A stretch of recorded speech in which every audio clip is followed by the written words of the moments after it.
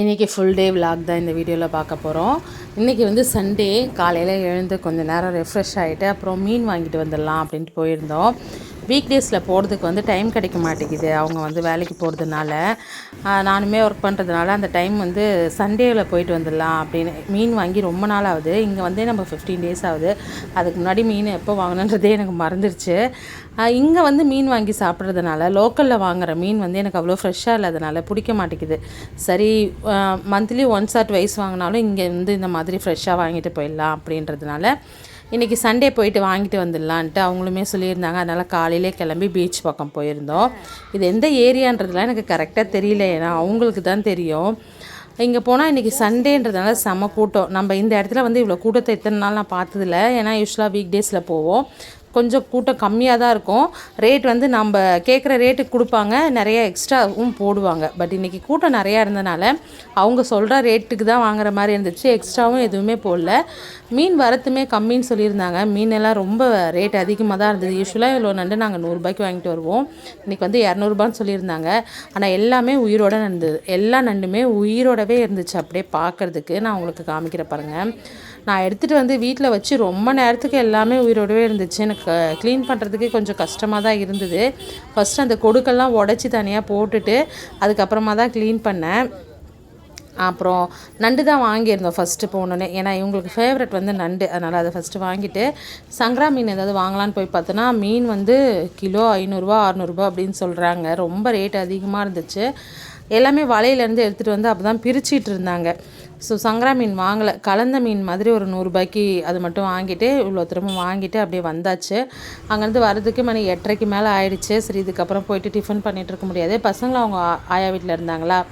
நம்மளோட ஃபேவரட் ஸ்பாட்டான அக்கா கடைக்கு போயாச்சு. காலையிலே கூட்டம் செமையாக.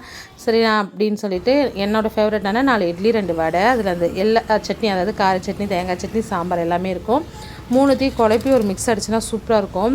அங்கேயே நல்லா திருப்தியாக சாப்பிட்டுட்டு அப்புறம் வீட்டுக்கு வந்துட்டு க்ளீன் பண்ணிடலாம் அப்படின்னு சொல்லிட்டு பார்த்துட்டு இருந்தேன். இந்த மீன் தான், இவ்வளோ மீனும் இன்றைக்கி 100 ரூபாய். யூஸ்வலாக இது 50 ரூபாய்க்கு தான் தருவாங்க. இன்றைக்கி 100 ரூபாய் ஆகிடுச்சு.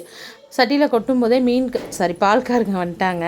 அப்புறம் போய் பால் வாங்கி வச்சுட்டு துணி வந்து இந்த மாதிரி கையால் துவைக்கிற துணி கொஞ்சம் இருந்தது, அதையுமே துவைச்சி போட்டுட்டு அதுக்கப்புறமா தான் மீன் க்ளீன் பண்ணேன். மீன் க்ளீன் பண்ணி எடுக்கிறதுக்கு எனக்கு 1.5 மணி நேரம் ஆயிடுச்சு. இதுக்கு ஸ்லோவாக தான் க்ளீன் பண்ணுவேன்.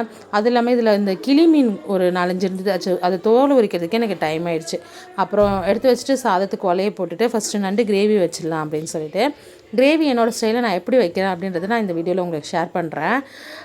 இன்றைக்கி வந்து மண் வானலில் தான் வச்சுருந்தேன். கொஞ்சோண்டு எண்ணெய் ஊற்றிட்டு பட்டை, லவங்கம், ஒரு அனாசி பூ இதை போட்டு தாளிச்சிட்டு அதுக்கப்புறம் பெரிய வெங்காயம் ஒரு 4 வெங்காயம் நீளமாக கட் பண்ணி அதையுமே நான் சேர்த்துக்கிட்டேன்.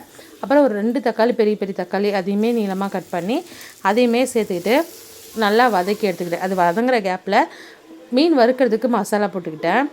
உப்பு, காரத்தூள், அதாவது தனி மிளகாத்தூள் 1 ஸ்பூனு, அப்புறம் நம்மளோட குழம்பு மிளகாத்தூள் ஒரு 2 ஸ்பூனு, மஞ்சள் பொடி, இது மட்டும்தான் நான் போடுவேன். வேறு எக்ஸ்ட்ரா எதுவுமே போட மாட்டேன். இதுவே வந்து மீனுக்கு டேஸ்ட்டாக தான் இருக்கும். எலுமிச்சைப்பழம், தயிர் இது எதுவுமே நான் சேர்க்க மாட்டேன். இதுவே எனக்கு ஓகேவாக இருக்கும். தண்ணி ஊற்றாமல் அப்படியே பிணைஞ்சி பரட்டி எடுத்து வச்சுருவேன். எடுத்து கொஞ்சம் நேரம் அப்படியே மூடி போட்டு வச்சுருந்தா அது ஊறிட்டுருக்கும். அதனால் அதுக்குள்ளே வந்து இங்கே மசாலா ரெடி ஆயிடுச்சு. நான் நடுவில் இஞ்சி பூண்டு பேஸ்ட் போட்டு அதை கேப்சர் பண்ண மறந்துட்டேன். வெங்காயம் தக்காளி நல்லா வதங்கினதுக்கப்புறம் 1 ஸ்பூன் இஞ்சி பூண்டு பேஸ்ட் போட்டு அதையுமே நல்லா வதங்கிட்டு அப்புறம் குழம்பு மிளகாய் பொடி ஒரு 2 ஸ்பூன் போட்டு ஒரு 1/4 ஸ்பூன் பக்கம் இது கரம் மசாலா பொடி போட்டேன். அப்புறம் கொஞ்சோண்டு மஞ்சள் பொடி, உப்பு கொஞ்சம் போட்டு இது எல்லாத்தையும் நல்லா பரட்டிட்டு அப்புறம் தேவையான அளவுக்கு தண்ணி, நம்ம கிரேவி தான் வைக்க போகிறோம் அப்படின்னால தண்ணி வந்து கொஞ்சமாக விட்டால் போதும். இது எல்லாத்தையுமே நல்லா கலந்து விட்டுட்டு மூடி போட்டு நல்லா கொதிக்க வச்சு எடுக்கணும். இந்த பச்சை வாசனைலாம் போகணும். நம்ம போட்ட மசாலா பொடியோட பச்சை வாசனை எல்லாமே போகிற அளவுக்கு கொதிச்சதுக்கு அப்புறம் நம்ம நண்டை க்ளீன் பண்ணி வச்சுருந்தோம் இல்லையா, அந்த நண்டை வந்து சேர்த்துக்கலாம். நண்டு மேலே அழகாக எல்லாமே சாரெல்லாம் படுற அளவுக்கு பரட்டி விட்டு மூடி வச்சிடுறேன். அப்புறம் ஒரு 4 சில்லு தேங்காய், கொஞ்சம் பெருஞ்சீரகம், இதை நல்லா நைஸாக அரைச்சி நண்டு வெந்து வந்ததுக்கப்புறம் இதை ஊற்றணும். நண்டு நல்லா வெந்துடணும். ஒரு 10 நிமிஷம் கொதித்தாலே வெந்துடும். அதுக்கப்புறம் இந்த மசாலாவை தேங்காவை ஊற்றிட்டு அது ஒரு கொதி வந்தால் போதும். அப்படியே பரட்டி விட்டு மேலே கருவேப்பிலை, கொத்தமல்லி, புதினா இதை தூவி இறக்கிட்டோன்னா நம்மளோட நண்டு கிரேவி ரெடி. சூப்பராக இருக்கும். இதில் வந்து மிளகு வந்து போடுவாங்க. பசங்க வந்து காரம் சாப்பிட மாட்டாங்கன்றதுனால நான் அதை போடுறதில்ல.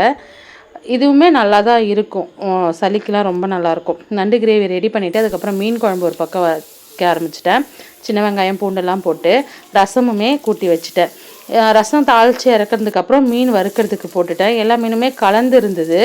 ஸோ நல்லா இருந்தது. இல்லை சங்கரா மீனுமே இருந்தது. சங்கரா மீன் வந்து சின்ன சைஸில் இருந்துச்சு. இப்படி தான் இருந்தது வறுத்ததுக்கப்புறம். அப்புறம் மீன் குழம்புமே ரெடி ஆகிடுச்சு.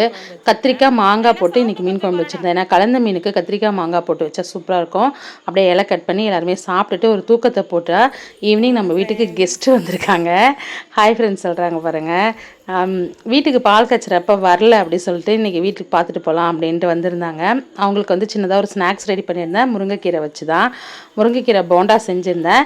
இந்த ரெசிபி யாருக்காவது வேணும்னா சொல்லுங்கள், நான் ஷேர் பண்ணுறேன். இது ரொம்ப ஹெல்த்தியாக இருக்கும், டேஸ்ட்டாகவும் இருக்கும். ரெசிபின்னு சொல்லுங்கள், நான் கண்டிப்பாக ஷேர் பண்ணுறேன். டக்குன்னு செஞ்சிடலாம். அதனால் நான் கெஸ்ட்டு வந்தோடனே டீ ஒரு பக்கம் வச்சுட்டு இந்த போண்டாவும் செஞ்சுட்டு டீயோடு எடுத்துகிட்டு போய் கொடுத்தேன். ரொம்ப நல்லா இருக்குது அப்படின்னு சொல்லியிருந்தாங்க. பின்னாடி சொல்லுவாங்க பாருங்கள். அப்படியே சூடாக சாப்பிட்றதுக்கு சூப்பராக இருக்கும். சிவகாமி நல்லா இருக்குன்னு சொல்லியிருந்தாங்க. பசங்களுமே இன்றைக்கி விரும்பி சாப்பிட்டாங்க. அப்புறம் கேக் வாங்கிட்டு வந்திருந்தாங்க. அது எல்லாமே சாப்பிட்டு முடிச்சுட்டு இன்றைய நாள் வந்து இனிமையாக முடிஞ்சுது. உங்களுக்கு சண்டே எப்படி போச்சுன்றதை மறக்காமல் கமெண்ட் பண்ணுங்கள். வீடியோ பிடிச்சிருந்தா லைக் பண்ணுங்கள். நம்ம சேனலை சப்ஸ்கிரைப்